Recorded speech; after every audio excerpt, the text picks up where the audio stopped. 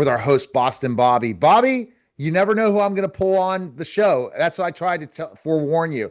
Once I get back reaching out to my contacts, you're going to meet everyone, Bobby. And Perfect. a Patriots fan in Houston. That's not good because I'm sure if he's a Texan fan, he did not like that outcome at all, for Well, sure. he maybe he's cheering for us now. All right. So I'm really excited to welcome the program John Bergman. He's an author, Flip Your Classroom and the Mastery Learning Handbook. And I'm interested in the flipped classroom because I'm familiar with it as a former teacher myself. John, thanks for stopping by. And this is a process, right? You're still teaching and writing a book at the same time. Yeah, I'm live from the classroom. I'm actually more concerned right now with AI and how AI. I feel like we're at a critical point in education because I think AI is either going to make our students stupefied or it's going to be an engine that charges them for the future. And flipped classroom is one of the big ideas that I think is going to really help us rethink how to teach in the age of AI. 100%. Everyone in the teaching profession needs to say, we need an education revolution. Because we all wanted the one room schoolhouse when we first student taught, every one of us. I guarantee it because I worked with a lot of former student teachers when I was doing class practicum with Carlow University students. And what I learned in that process is everyone wants to change the world when they first get into teaching. They think that they're going to transform every child, every student, one to one. We have the best opportunity now than ever to provide one-on-one education, a one-room schoolhouse, John, now. And that's interesting when you brought up the AI because I had no idea about that. So dive deeper into why you wrote this book because you're an author of 11 books and this AI component because AI can make our students, you're right, stupider, or it could be the greatest thing in the world because people want a thinkers, people that think out of the box, all these things. And the way we teach our kids today is not that at all. Yeah, 2.5 years ago, my principal came to me and said, John, I want you to figure out the AI thing. So I said, sure. And that summer, I read all the books. I signed up for all the chat GPTs and all the things. And I did all the work and I was all enthusiastic. And I said, let's do this. I did it. And it was a complete flop and failure. And I said, what in the world is going on? Kids are using AI to cheat. Kids were using AI to shortcut their learning. And I really realized what's going on is AI, when used inappropriately, becomes a crutch. It becomes a shortcut. And what students need is they need to go through what I call productive struggle. They need to sit with something and their brain grows. It's literally like I teach about brain science sometimes too. Their brain grows synapses and connections, and that's super important. And if we reduce the struggle, reduce the friction because of AI, we're shortchanging our kids and we're going to make them stupider or we're going to stupefy them. I Yeah. agree. And see, but that means we got to get rid of certain things. But Bobby, did you know I'm a former teacher, Bobby? I mentioned that before. Actually, I did. Yeah, you mentioned that. You're a That's good. where You're, I love to teach on. I hope someday to be teaching on stages, and I'm a teacher with all my clients I work with. And I'm relaunching Total Tutor, John. So I have to explain that. And I'm really going to work with athletes and start hiring tutors again. I got to work with a couple kids again after taking years off of my tutoring business. COVID kind of closed down that when I went straight marketing. And then I started tutoring again. And I'm like, well, I know how to market. I should start a tutoring business because I have multiple agencies. I mean, multiple companies. And I really love that teaching. You just love it. But ultimately now we can tailor so much. So, so you said it utterly failed the AI. So why did it utterly fail when you started to try to implement AI into your classroom?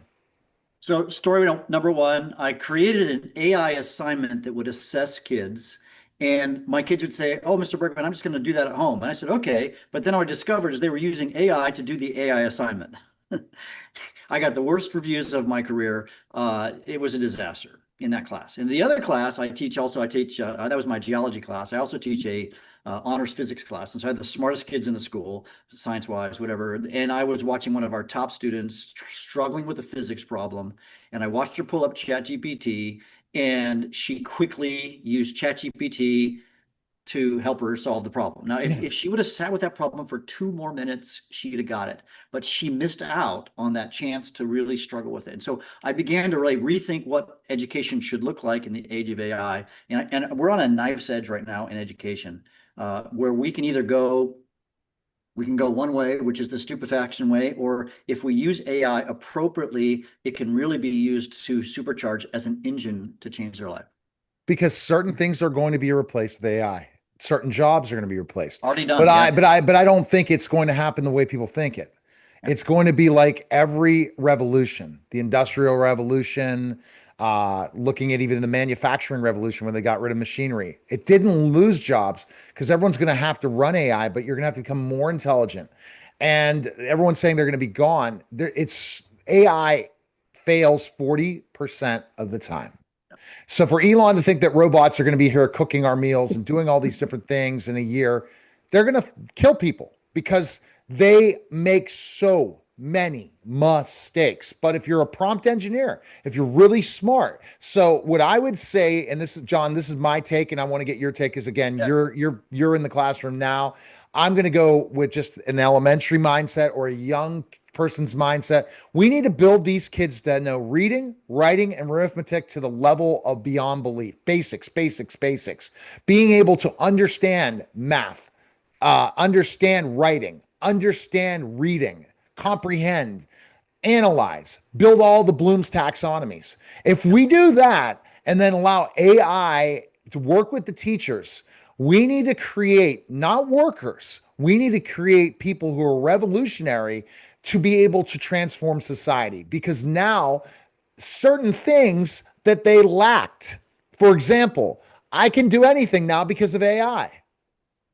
I could do anything. So it's all about, how do I analytically think? How am I a leader? How am I able to do things? So that's where I think project-based learning has to be the only type of learning down the line, where it's in the classroom, it's being done. And if there's project assignments, if you're cheating in AI, we need to create school computers that can identify when they're on and pulling up and everything. There are ways to do this so that the cheating stops.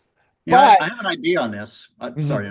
go. But so I've kind of went into my cave in the last few months, and I have come up with a new framework that I think is going to make us help educators. So I have 3 pillars for what it's. I call it the mastery flip model. In the mastery flip model, the first step is AI engines, where AI is going to help a student. It's going to be their tutor instead of their cheater friend. So that AI engines. The second is analog roots. So in the analog roots, I want students to go back to paper and pencil. And so, in fact, this is one of my kids' papers. This is the kind of work they're doing. Look, it's in a notebook with like paper and like markers. Boom. So analog roots. So they spend a lot of time, even though our kids all like are assigned a laptop when they come to school or whatever, the computers are closed while they're doing the class. But they're still, see, they're watching the flipped parts. They're going to watch a flipped video of me, right, teaching a lesson on geology or physics or whatever. And then they're going to come to class and interact with paper. And then the third part, I think this is the thing that I've really been thinking about. How do we do assessment? You were worried about assessment. And I'm calling this the human checks. So in the human checks, guess what? They have to then defend with me, in front of me, in this room, just happened a few minutes ago. They have to stand in front of me, and I'm going to ask them a few questions. And it's this 2-minute, like I'm calling a mastery check or a mastery viva. Your voice is the word, it's Latin for voice. So it's a mastery viva where we have this conversation. You can't fake a conversation, right? So they have to literally, they get checked off by talking to me, the expert, and I can really quickly know if they used AI. So yeah. Okay, Bobby, thoughts? Isn't this crazy where education is going to go? Yeah, I could debate John all day long, because as I'm looking at on how so much is technology based with these kids, I think that if they're very highly intelligent, they're either going to work for somebody or be their own boss. But working for somebody now is different. Bobby, it can't be where we handhold our employees anymore. We need to create learners and workers that can't be handheld, that are going to be able to build out. And that means changing the education system completely, Bobby. Yeah, well, I think what you said, John, about, the personal interaction to find out if they understand really what they're doing. Neil, you mentioned can some of the software in the schools say this was written by AI? Because here's the thing, in business, you don't mind using AI because what are you trying to do? You're trying to solve the problem. How do we build this skyscraper the most efficient way? You don't care if it comes from AI, but like you said, in the teaching, where you want them to develop their brain and actually think the problem through and come up with the solution, if they use AI to write a paper or to get answers, it's not the same thing because, right, the end result's there, but they didn't do it through learning. And that's the challenge and the difference between educating them and then having them in the workforce where, hey, use AI because we're trying to get results. And results are what matter.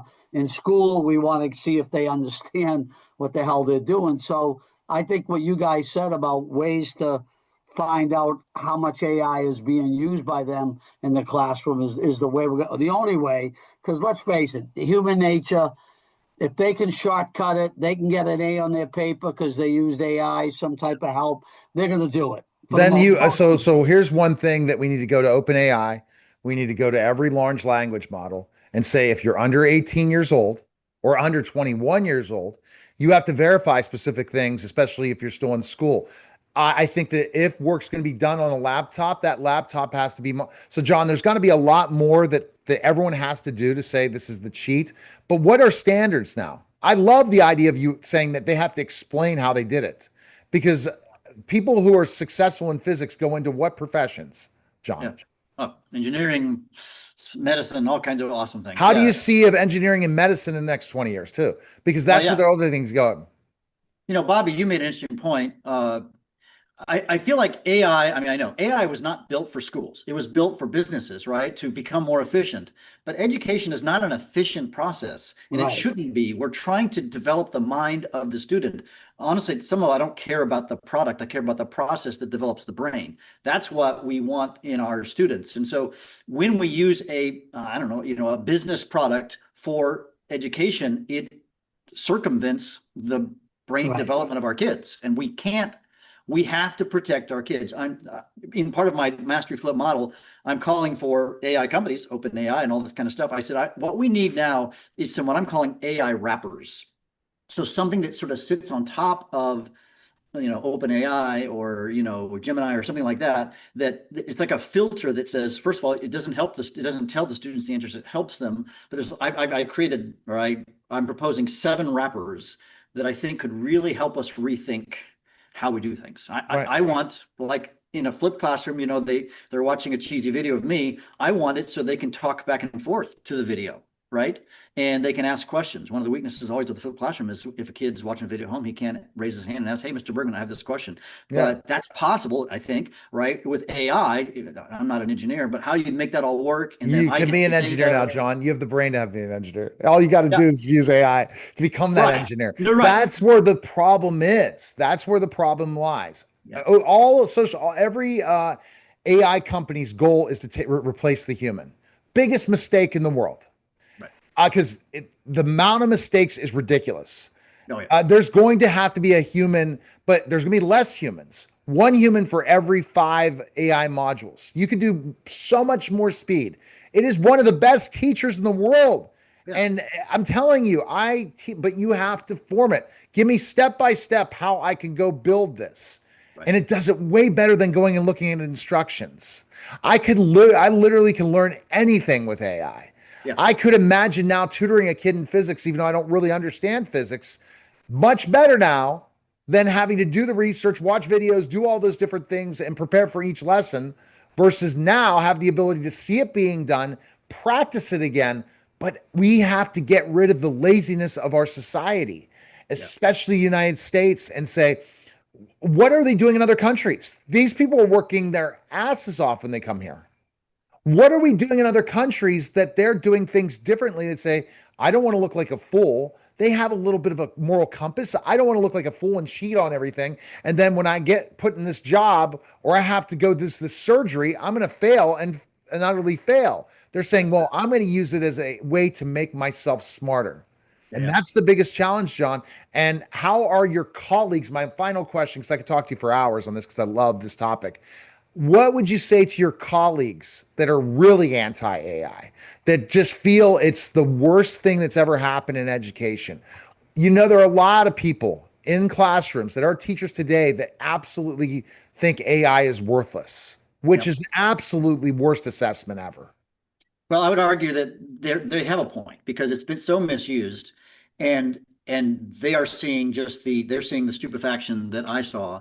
And I mean, here's the message I've often said to teachers. I keynoted a conference next weekend in San Francisco, and I'm going to say this. I'm going to say, teachers, you cannot send home the cognitively complex material anymore. Because if you do, like the essay, write the essay. You cannot send home, the essay is dead, at least the take home essay. I'm an author. I love writing. Okay. I didn't grow up as a good writer, by the way. I had to learn how to become a good writer. But I want students to write, but you cannot send home the essay because AI is going to do it for your kids. So you've got to do this in the class. I had this conversation with a colleague a little back, one of our English teachers. I said, the essay is dead because of AI. She said, yes, I know. The 5-paragraph essay that I teach, I've got to move that into the class. I still think there's a value in writing, 100%. It's a way to think. Well, that's what they do in college. A lot of Yeah, times it's you have blue the books blue now. book, the Yeah. blue books in college. You have to write all the big final exams. Part of it, essay was 50% of it. And Yeah. they don't look at perfection. They look at understanding. You're not going to be able, they're not grading on editing. They're Right. not grading on grammar. They're not grading on research. They're grading on knowledge. Yeah. That's why I talked about the areas that we need to grow are reading, writing, arithmetic. If we can comprehend our reading and understand and comprehend and apply Bloom's taxonomies, we'll be successful. However, a lot of teachers need to be retrained. Yeah. That's why you're out there. They're grossly undertrained in this area. Undertrained, and they Yeah. don't understand the No. power of AI. You mentioned project-based learning, and I think that's another key. It's interesting. My students, this is a trebuchet. My students are going to be building trebuchets. They're in the process of building them right now. But the way I've designed the projects, and then we're going to go out to the football field, and they have much bigger ones. They're going to launch tennis balls like 20 yards. That's the goal. And they're going to have to do this, but 35% of the project is their interview with me, where they have to explain the physics. And I've been teaching the students, I say, how are you going to prepare for this? Like, mean Mr. Bergman ask you really hard questions. I said, what would I do? I would have AI tutor me so I can explain the physics of how a trebuchet works. And so they're now actually using AI in a positive way, right? To use them to teach them this physics. Now, in theory, it's all the thing they've learned throughout the whole course of the year. It's like a culminating project. Right. But they still don't totally understand it. But now they're making the mean Mr. Bergman AI tutor to ask the hardest questions, so they're prepared for this face-to-face thing that you can't fake. And if they're going to use AI that way to help them learn, right? You just said earlier, right? AI can teach you anything. Bingo. I think this human check in the mastery flip model is something we have to really go back to. It's like the new school is the old school. This is so I'm going to tell you a lot of the things that they've replaced with AI, direct messages, email marketing. I think it's not as good as doing it with a physical human all the time. Yeah. Sending those direct messages, making sure you're sending the right direct messages, emailing the correct people. You might not be able to do the number and the volume, and then all the things like, okay, create an AI agent to do something. Yep. That's bullshit. It really is, because guess what?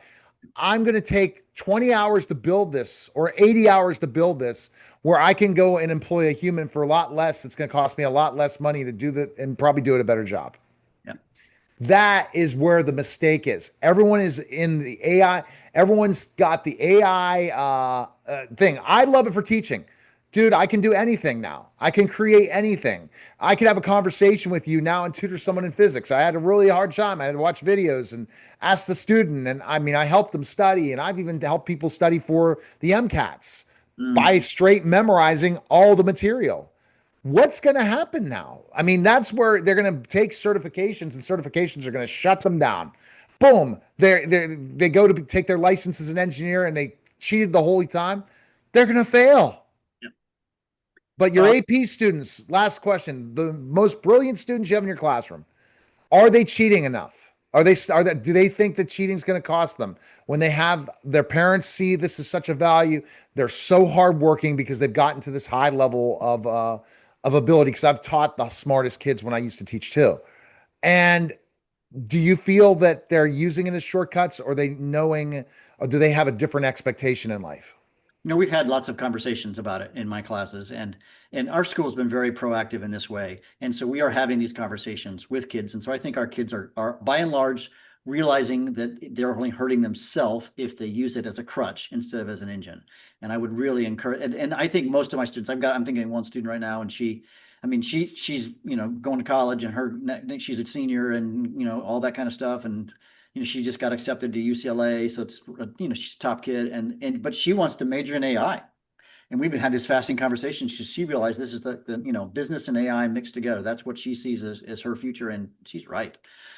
She's really thinking proactively, but she had to search out. There's not a lot of colleges that have that kind of a dual major. I think she could go to create her own university. Yeah, That's what you you're should probably right tell about her. that. No, yeah, And you're make not more wrong. money and become richer and not even waste your money. You can Yeah. learn it yourself. You're not wrong about Literally, that. these, I mean, with ChatGPT, the highest level one, and also Google, what it's able to do, we're becoming the first AI filmmakers. That's We're great. doing all these things at Media Giant Productions. We're thinking out of the box. And that's the thing. And that's why we're excited. We're going to be part in education. But bringing back the 3 R's is what we have to do. We have to build the competency and say, if teachers are teaching kids reading, only 60% of them are learning reading, they need to be out of the classroom, because this is the most important thing, to be able for more kids to be able to take an advanced class like you, have more kids that score higher on tests and compete with the rest of the world, because everything else is going to be cheated. So there you go. Here's what's going to happen. Here's my prediction. I see a bifurcation happening, right? Number one, students are going to get stupefied, or they're going to get supercharged. All right. And that's the problem is that some students will become stupefied. And this is my 40th year in education, and I fear for those kids, and they're going to struggle in life. Yep. And then those who use it in a way like the student I just mentioned, she's going to supercharge, and there's going to be winners and losers in this world. And that's true about any industrial revolution. There's those who win and those who lose. I think of my father-in-law who worked at John Deere factory for much of his career, and then they closed the factory, and because they moved things offshore or whatever to other countries, and he never recovered. Right. So he was a calamity, or whatever the word is, of that movement, and he never recovered from that. And that's going to happen with a lot of these kids if we're not careful. And so we need to prepare them for the future of, well, whatever the AI future is going to be in. Okay. Yeah. All right. Best place we can find you. This is a great topic for this podcast. I love it. You're Super amazing. easy. My website is reacheverystudent.com. So if you go to reacheverystudent.com, that's where you can learn about all the stuff that I'm doing. And I'm creating a lot of little YouTube shorts to kind of snippets to reach both. I'm making videos for kids and also for teachers. All right. That was, and go to next4million.com, and that's with FOUR, not four, but 4million.com. Appreciate it, Bobby. Thank you again, sir. That was a special simulcast of the Neil Haley Show on the Next 4 Million podcast, guys. Take care.